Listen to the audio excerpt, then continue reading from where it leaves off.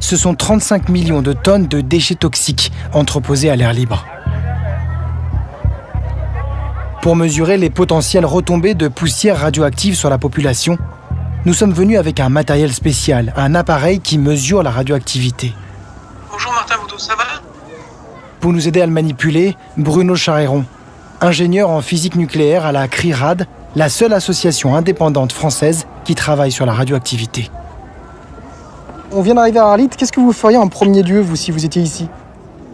Une chose importante à faire, c'est d'utiliser ce type d'appareil qui mesure les radiations de manière extrêmement rapide et sensible pour scanner dans les rues les maisons et voir s'il existe des maisons ou des bâtiments radioactifs à Arlit.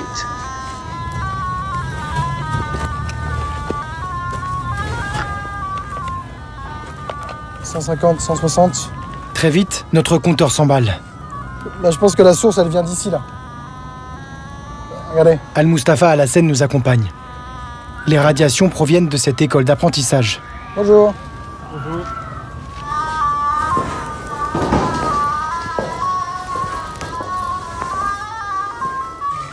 « 1400, 1600, 1700, 2700, 3000 coups par seconde. Soit 30 fois au-dessus de la radioactivité naturelle. Allez, on y va. Les mesures en coups par seconde donnent une indication en temps réel des radiations. De sol juste là. Les murs de l'école semblent irradiés. Nous appliquons les conseils du professeur Charéron.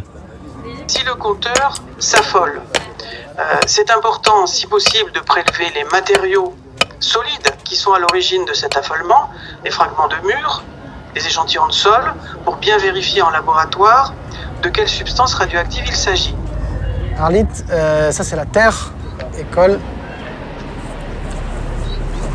Une personne qui resterait ici 1h30 par jour dépasserait largement les doses maximales de radioactivité recommandées par année.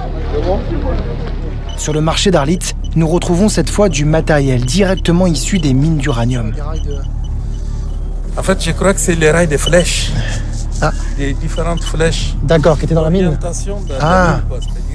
Voilà. Les niveaux de radiation semblent si élevés que nous devons utiliser un autre outil, un compteur Geiger qui mesure les doses de radioactivité par heure et non plus par seconde.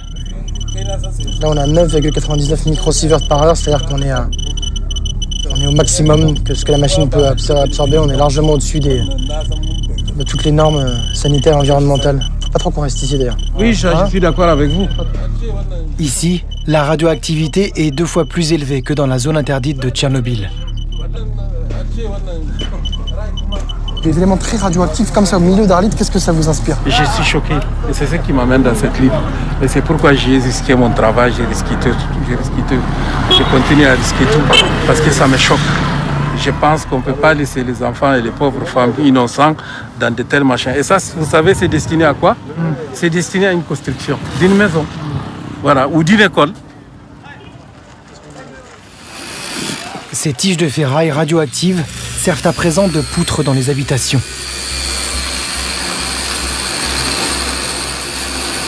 Dans la ville, on les voit dépasser des toits. La poussière n'est plus le seul danger, la pollution est aussi à la maison. Comme chez Monsieur Diallo, où la radioactivité dépasse de 27 fois la normale. Ou dans la famille Abaya. Ici, c'est 13 fois au-dessus.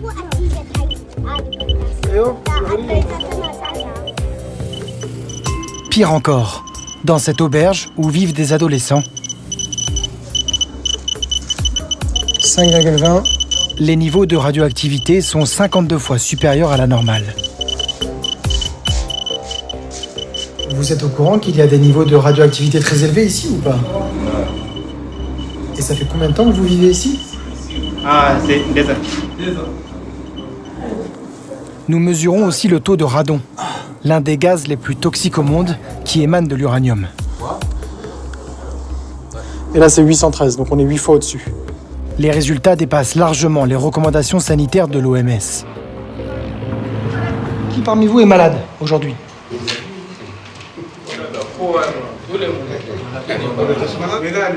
Certains sont hémiplégiques.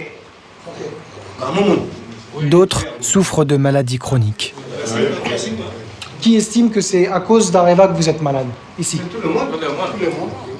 Officiellement pourtant, ici, aucun habitant ni aucun salarié d'Areva n'a jamais été reconnu malade à cause de la radioactivité.